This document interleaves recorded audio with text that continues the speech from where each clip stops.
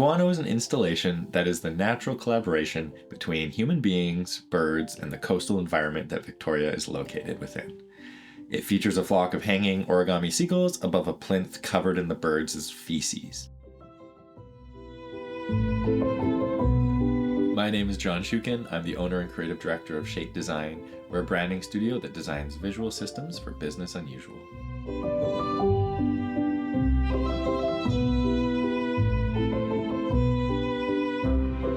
The two materials in this installation are intended to be in high contrast to each other. At one end of the spectrum, you have seabird feces, which is raw and I want to say a little bit disgusting, but intentionally so.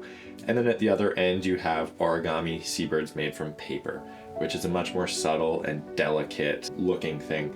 And I also want these two materials to provide different reactions so that when you experience the installation as a whole, hopefully it makes you rethink or second guess what your initial opinion is of seabird excrement. So with the idea of seabird guano, this is often associated with unpleasant experiences. But as you start to understand that it's an intrinsic or a very important part of our ecosystem, there's a little bit of depth and nuance that's added to this thing. And I love the idea of taking these simple and small little bits and pieces that we experience in everyday life and just giving them some more depth. I think that helps us to think more holistically about the world and the built environment around us.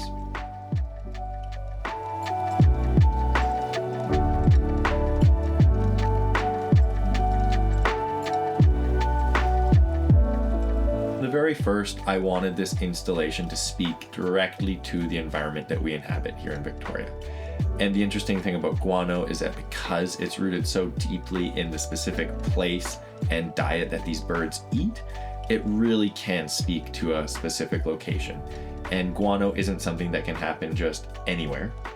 It happens in certain locations. And I think that's a nice tie-in to adding a little bit more depth and complexity to the built environment that is very Victoria.